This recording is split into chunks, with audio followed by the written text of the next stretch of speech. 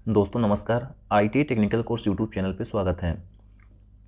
दोस्तों अभी जो राजस्थान की वैकेंसी आई हुई है टेक्निकल हेल्पर, उसके जो पिछला एग्ज़ाम हुआ था 2018 में, यानी 24 अगस्त 2018 में एग्ज़ाम हुआ था फर्स्ट शिफ्ट में, यानी 12 बजे से। उसके मास्टर क्वेश्चन पेपर है JVVNL इलेक्ट्रिकल का, यानी इलेक्ट्रीशियन सब्जेक्ट का पेपर है। दोस्तों चैनल पे नए हो, चैनल को सब्सक्राइब कर लेना।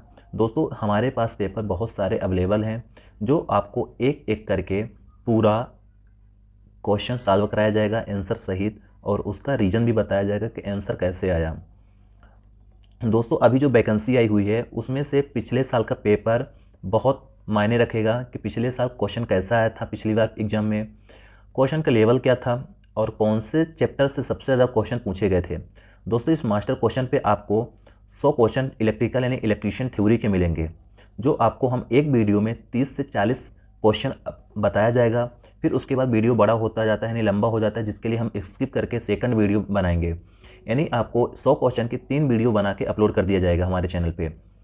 दोस्तों अभी नवोदय विद्यालय में वैकेंसी आई हुई है इलेक्ट्रिकल कम प्लम्बर, उसके लिए भी हमारा ये पेपर हेल्पफुल रहेगा।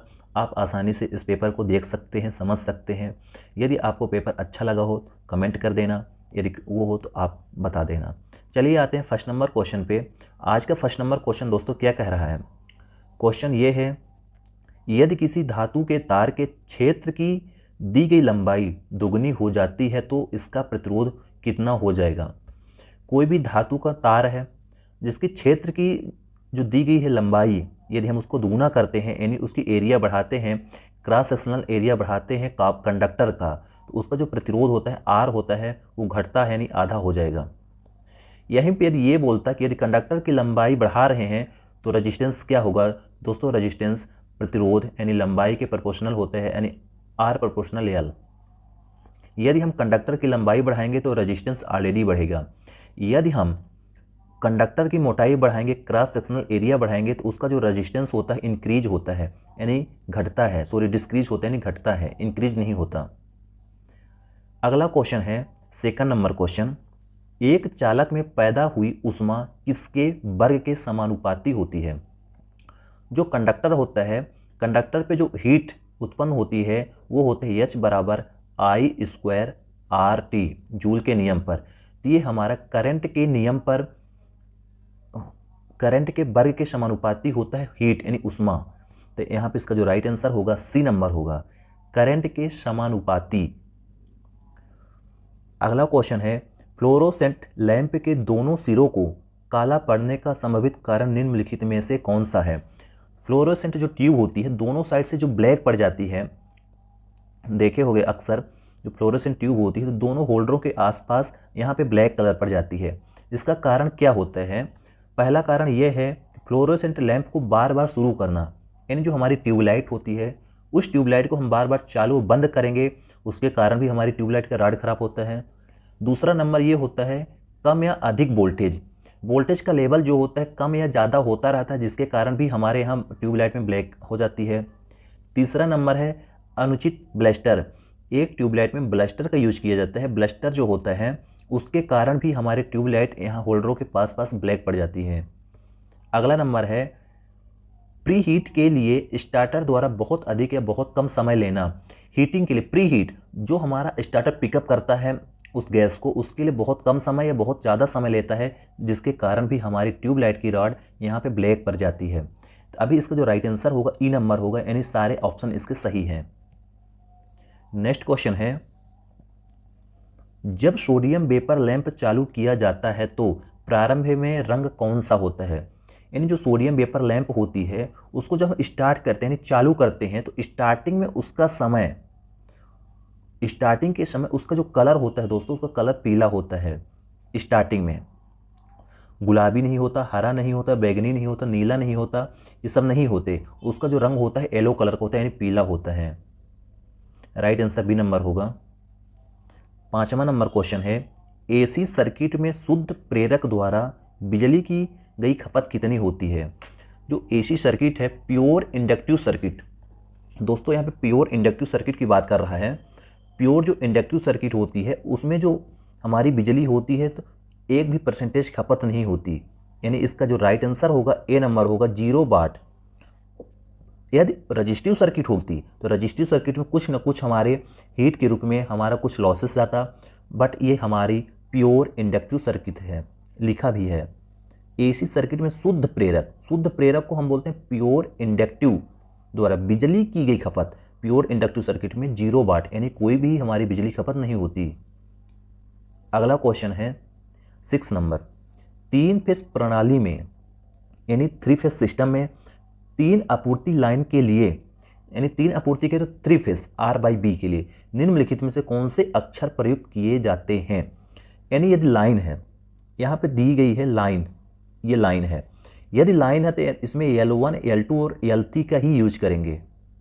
यदि मोटर के पैनल कनेक्शन है वहाँ पे तो UVW 3 शब्द यूज करते हैं। यदि लाइन है L1 line, L2 line, L3 3 line का यूज करते हैं। यदि क्रम फेस क्रम है, फेस क्रम के लिए R/B का यूज करते हैं। तो अभी जो इसका राइट आंसर हो रहा है दोस्तों C नंबर होगा। L1, L2 और L3 लाइन की आपूर्ति के लिए हम लोग अक्षर का यूज करते हैं। नेक्स्ट क्वेश्चन दोस्तों, ये जो क्वेश्चन पेपर है बहुत इंपॉर्टेंट है। आपको प्रीवियस ईयर पेपर देखकर ही तैयारी करना है कि पिछले साल पेपर कैसे से आया था, क्वेश्चन का लेवल क्या था, किस चैप्टर से कहाँ से क्वेश्चन पूछा गया था, तभी आप तैयारी कर पाओगे इस साल की। चलिए आते हैं नेक्स्ट क्वेश्चन पे। वाट मीटर में निम्न में से कौन सा प्रभाव प्रयुक्त किया जाता है।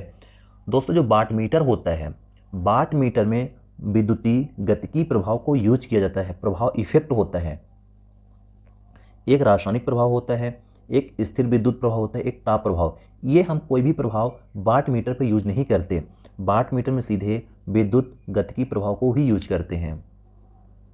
नेक्स्ट क्वेश्चन 8वां नंबर बोल रहा है, निम्नलिखित में से कौन सा प्रतीक विद्युत प्रकाश को इंगित करता है। इसमें से आपको दिख रहा होगा 8वां नंबर पे कुछ सिंबल, ये सिंबल बता रहा है कि कौन से प्रतीक को प्रकाश को इंगित करता है। इसका राइट आंसर होगा बी नंबर, ट्रांसफार्मर वाला लैंप। ये ट्रांसफार्मर वाला लैंप के लिए दिख रहा है आपको डायग्राम। नेक्स्ट क्वेश्चन ये है, अपने साथ जुड़े बदलते हुए फ्लक्स के कारण, यानी हम एक कॉइल जुड़ी हुई है उसका फ्लक्स बदल रहा है, अब उसमें ईएमएफ उत्पन्न हो रहा है, तो कॉइल का गुणधर्म क्या होगा। क्वेश्चन एक बार और पढ़ देते हैं।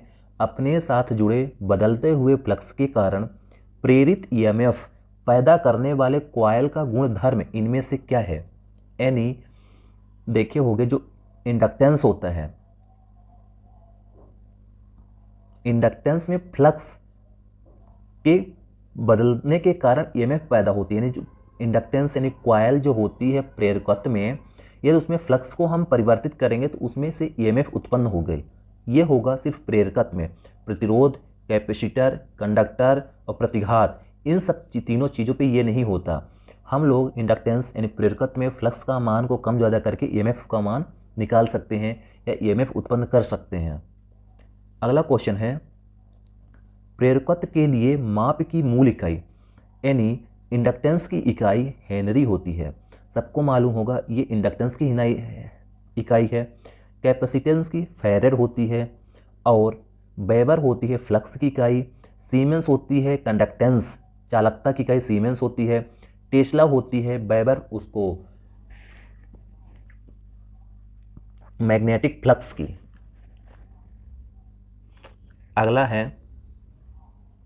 अगला क्वेश्चन ये है, अन्योन प्रेरण किसका बुनियादी परिचालन सिद्धांत है।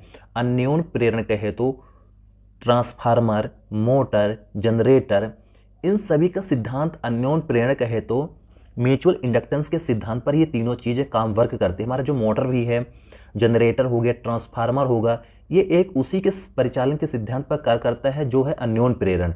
अन्योन प्रेरण कहे तो म्यूचुअल इंडक्टेंस। अगला क्वेश्चन ये रहेगा, इलेक्ट्रॉनिक और टेस्ट सर्किट डिजाइनों के अस्थायी प्रोटोटाइप के लिए निम्न में से कौन सा सोल्डर लेस डिवाइस है। सोल्डर लेस डिवाइस कहे तो ब्रेड बोर्ड जो होता है, इलेक्ट्रॉनिक टेस्ट सर्किट के लिए हम लोग प्रोटोटाइप के लिए हम लोग सोल्डरिंग का यूज करते हैं एक डिवाइस के रूप में। अगला है, आपको एक प्रतीक दिख रहा है, इस प्रतीक का नाम बताना है कि इस प्रतीक का नाम क्या है। सबको मालूम होगा रिहिस्टेड है, प्रीसेट प्रतिरोध, प्रीसेट कहे तो वेरिएबल प्रतिरोध, जिसके हम वैल्यू को कम ज़्यादा आसानी से कर सकते हैं, इसको बोलते हैं variable resistance. Right answer A number होगा। नेक्स्ट क्वेश्चन ये बोल रहा है निम्नलिखित में से कौन सा डिवाइस एम्पलीफायर के विपरीत है। एम्पलीफायर के विपरीत जो डिवाइस करती है एंटीट्यूटर करती है। एम्पलीफायर और एंटीट्यूटर दोनों आपस में उल्टा वर्क करते हैं। अगला क्वेश्चन है परमाणु संख्या 14 वाले तत्व सिलिकॉन के संयोजी इलेक्ट्रॉन की संख्या कितनी होगी। सिलिकॉन यानी अर्धचालक, अर्धचालक यानी 4 इलेक्ट्रॉन की संख्या। अगला क्वेश्चन ये रहेगा KVL किरचॉफ वोल्टेज लॉ किस सिद्धांत पर कार्य करता है। सबको मालूम होगा जो किरचॉफ वोल्टेज लॉ है यानी KVL जो होता है ऊर्जा संरक्षण के नियम पर वर्क करता है, और KCL जो होते हैं किरचॉफ करंट लॉ आवेश संरक्षण के नियम पर वर्क करता है यानी काम करता है। अन्योन प्रेरण कहे तो ये होता है ट्रांसफार्मर में वर्क जो करता है हमारा सिद्धांत पर। नेक्स्ट क्वेश्चन है RMS मान निम्नलिखित में से किसके आधार पर परिभाषित किया जाता है। जो RMS मान है वो तापन के प्रभाव पर परिभाषित करते हैं। आवेश अंतरण वोल्टेज करंट ये सब नहीं, तापन के प्रभाव पर RMS का मान परिभाषित करते हैं। अगला क्वेश्चन है निम्नलिखित में से कौन सा तत्व गतिशील तत्व कहलाता है। गतिशील तत्व कहे तो जैसे इंडक्टेंस होगा, इंडक्टेंस को L से प्रदर्शित करते हैं। कैपेसिटेंस हो गया C हो गया। इंडक्टेंस और कंडक्टेंस वो कैपेसिटेंस दोनों हमारे गतिशील तत्व हैं। R यानी रेजिस्टेंस नहीं है गतिशील तत्व। अगला क्वेश्चन है प्रतिरोधक ऊर्जा को किस रूप में विलुप्त करता है। जो प्रतिरोध होती है एनर्जी जो हमारे करंट को लॉस करती, जो खपत करती है, उसको उष्मा के रूप में बाहर ट्रांसफर कर देती है, बाहर भेज देती खपत करके। अगला क्वेश्चन है सक्रिय फिल्टर में निम्न में से कौन सा तत्व अनुपस्थिति होता है। सक्रिय फिल्टर, निष्क्रिय फिल्टर। सक्रिय फिल्टर में इसमें से जो ऑप्शन दिए है जैसे कैपेसिटर, आप एम्प, प्रतिरोध, AB दोनों, इनमें से कोई नहीं है जो कि तत्व को अनुपस्थिति करता है। अगला क्वेश्चन है विद्युत आवेश के प्रवाह की दर को क्या कहते हैं। जो इलेक्ट्रिक मतलब हमारे जो चार्ज के प्रवाह फ्लो करता है उसको इलेक्ट्रिक करंट कहते हैं। प्रवाह की दर को इलेक्ट्रिक करंट कहते हैं। अगला क्वेश्चन है 4 संयोजी इलेक्ट्रॉनों से कम परमाणु क्या होते हैं। चालक 1 2 3, 1 2 3 जिनके अंतिम परमाणु के अंतिम कक्षा में होते हैं वो चालक कहलाते हैं। जिसके अंतिम कक्षा में 4 इलेक्ट्रॉन होते हैं वो अर्धचालक कहलाते हैं, 4 इलेक्ट्रॉन। और अचालक जो होते हैं 5 6 7 8, जिसके अंतिम कक्षा में 8 इलेक्ट्रॉन होते हैं वो होते हैं अचालक। हम ये कह सकते हैं चालक में 1 2 3 इलेक्ट्रॉन होते हैं परमाणु के, अर्धचालक में 4 होते हैं, अचालक में 8 होते हैं। अभी इसका जो राइट आंसर होगा ए नंबर होगा।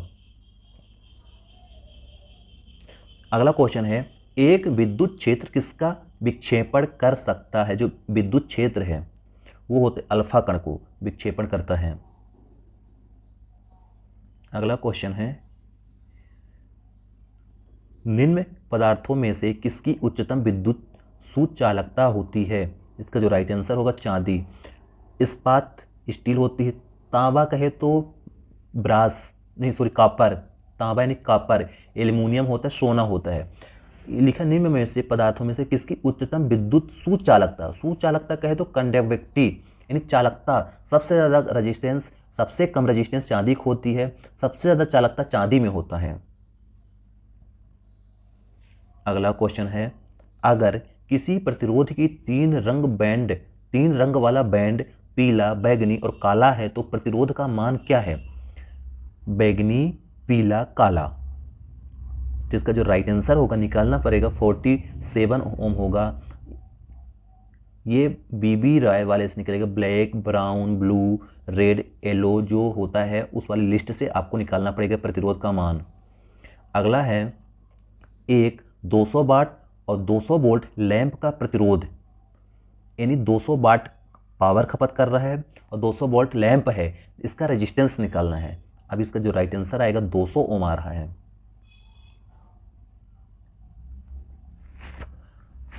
अगला क्वेश्चन है, यदि कोई कैपेसिटर 20 वोल्ट पर 0.3 कैपेसिटेंस का चार्ज वहन करता है तो इसकी धारिता, 20 वोल्ट पर 0.3 चार्ज का कैपेसिटर वहन करता है, इसकी धारिता निकालना है। इसका जो राइट आंसर होगा 0.015 फैरेड धारिता होगी। अगला क्वेश्चन है, यदि एक संधारित्र कहे तो कैपेसिटेंस को 484 न्यूटन के रूप में चिन्हित किया गया है तो इसका मूल्य क्या होगा। इसका राइट आंसर होगा, न्यूटन के रूप में जब मूल्य किया गया है तो इसका राइट आंसर 48,000 पिको फैरेड होगा। अगला क्वेश्चन है, ISI कोड के अनुसार दिए गए रंग के तारों में से किसका प्रयोग अर्थ कनेक्शन के लिए किया जाता है। दोस्तों अर्थ कनेक्शन के लिए सबको मालूम होगा अर्थ हरा यूज किया जाता है अर्थिंग के लिए, और न्यूट्रल के लिए काला यूज करते हैं। न्यूटन के लिए काला, जो लाल करते हैं रेड के लिए करते हैं, रेड पीला, जो नीला होता है R/B ये हो गया, जो काला होता है तो ये न्यूट्रल के लिए, और अर्थिंग के लिए हरा का यूज करते हैं अर्थ कनेक्शन के लिए। अगला क्वेश्चन है, किसी जर्मेनियम डायोड के लिए नी वोल्ट, जर्मेनियम को होता है 0.3 होता है और सिलिकॉन को होता है 0.7, तो यहाँ पे क्वेश्चन पूछा गया जर्मेनियम, तो अभी हमारा जो राइट आंसर होगा 0.3 वोल्ट होगा।